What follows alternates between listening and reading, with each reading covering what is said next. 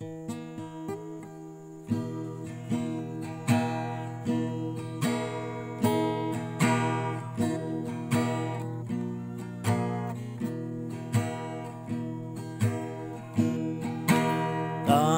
tàu cánh từ mong cánh như vậy hàng nè hào ngâu vắng bay nô hà đâu kia yếm lạc chính nè mong cánh nắng phai hào ngâu vắng bùi yang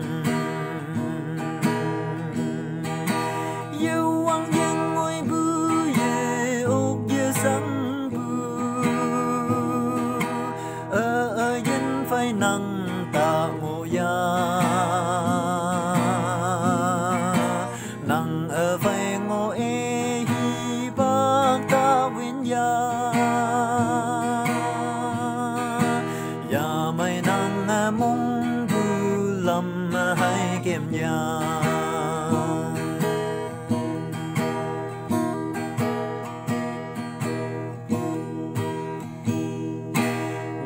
cha hi bang mẹ tao yên kem văn đơn hậu ngâu vắng bu mong gần nàng cần bu trắng sừng yang tao nắng đỡ yên phân cần tay ngô yêu quang yên ngôi bư ye ốc ye sáng bư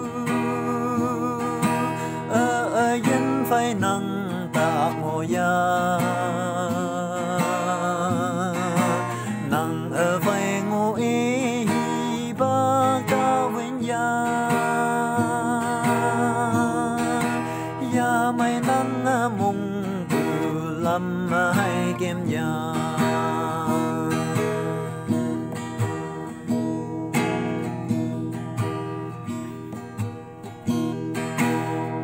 gần ở từng mẹ tơ mi yan lang nô